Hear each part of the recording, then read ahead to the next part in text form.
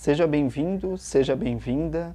Neste vídeo nós vamos conversar a respeito da vitória histórica da esquerda na Colômbia e o que é possível esperar do governo de Gustavo Petro. O meu nome é Janderson Lacerda e a América Latina é aqui.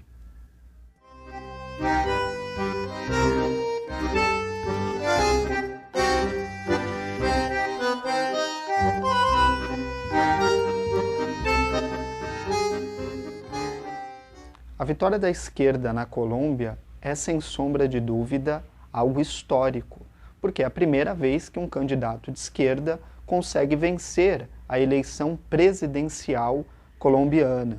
É claro que Gustavo Petro é um político experiente e já foi inclusive prefeito de Bogotá, mas, de fato, é a primeira vez que alguém de esquerda vai ocupar a presidência do país. E isso é, sem sombra de dúvidas, muito significativo, principalmente porque a Colômbia vive um estado de exceção, um estado terrorista há muitos anos. Mais especificamente, desde a década de 50, esse estado está instituído na sociedade colombiana. Portanto, ter um candidato de esquerda que é contra todos esses abusos, a esse autoritarismo, a essa amizade da Colômbia com os Estados Unidos, promete ao menos boas expectativas para um futuro próximo dos colombianos. A forma como eu apresentei aqui a primeira parte do vídeo pode parecer que vai ser fácil governar, que agora que Gustavo Petro, que a esquerda conseguiu chegar ao poder na Colômbia, vai ser fácil destituir esse estado terrorista, acabar com as bases militares dos Estados Unidos que estão no país. Mas, na verdade, não é isso. A realidade é muito mais complexa. Até porque a gente precisa analisar os fatos. Rodolfo Fernandes, o adversário de Gustavo Petro, conseguiu obter 47% de votos, enquanto Gustavo Petro conseguiu pouco mais de 50%. Ou seja, a vitória foi muito apertada. Portanto, o governo não será fácil, na realidade, governar a Colômbia. A sociedade continua muito dividida e é lógico que há uma influência muito pesada, muito forte dos Estados Unidos no país. Diversas narrativas são disseminadas, são jogadas contra a população o tempo todo e, lógico, né, esse estado de exceção não vai ser destituído da noite para o dia. Não é fácil fazer política na Colômbia. A própria campanha de Gustavo Petro demonstrou isso, porque não era incomum ele se apresentar com coletes à prova de bala, em comícios, em manifestações abertas ao público. Mas então o que esperar do governo de Gustavo Petro na Colômbia? Bom, primeiro é importante lembrar sempre que Gustavo Petro não é um amador, ele é um político já experiente, é um militante histórico colombiano, que tem experiência em lutar contra o terrorismo de Estado. Esse é o primeiro ponto. Depois é preciso pensar na vice de Gustavo Petro também, que é a Francia Márquez, é a primeira mulher preta a chegar ao poder, né, a um cargo como de vice-presidenta da Colômbia. E a Francia Márquez é uma pessoa que vem de uma militância social, de uma militância popular.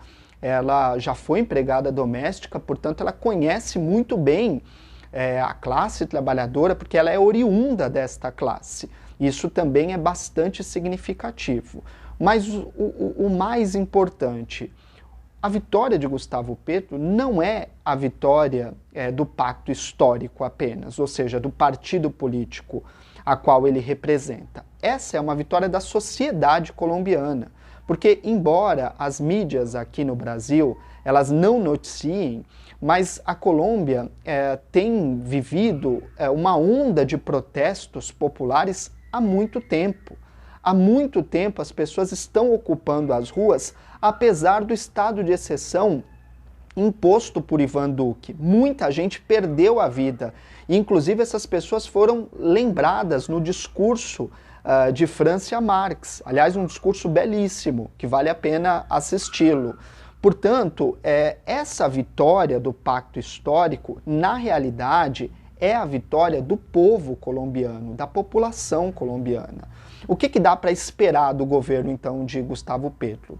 Se Gustavo Petro, se o Pacto Histórico, seu partido, continuar a olhar para a população, se o governo atentar-se para as demandas da sociedade e governar com o povo nas ruas, é possível esperar o fim do Estado terrorista colombiano e, no mínimo, reformas aprofundadas no Estado.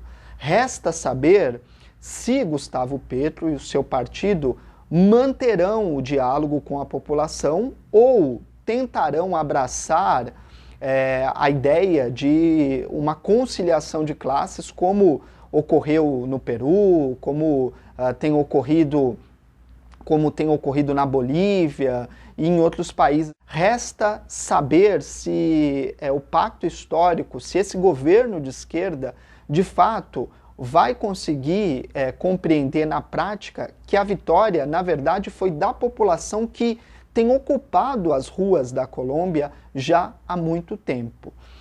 Caso consigam entender isso, é possível, como eu já disse aqui, esperar profundas reformas no Estado colombiano.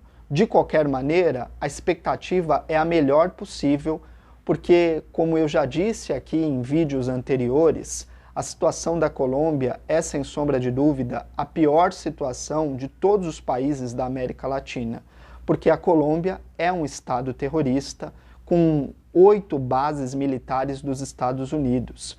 Fazer política na Colômbia é um desafio imenso. Você pode pagar com a sua vida caso se oponha a este Estado terrorista. Então, um candidato de esquerda que se opõe a todas essas ideias, que se opõe a essas bases militares que foram impostas aos colombianos, que se opõe a esse regime fascista capitaneado por Ivan Duque, é algo bastante significativo. Se opor a tudo isso significa desenhar um futuro melhor para a Colômbia e, consequentemente, para a América Latina, uma vez que a Colômbia é um país muito importante aqui na nossa região. É um país que tem mais de 100 quilômetros, por exemplo, de fronteiras com o Brasil. Portanto, essa vitória de Gustavo Petro, da esquerda colombiana, do povo colombiano, impacta diretamente as nossas vidas aqui no Brasil.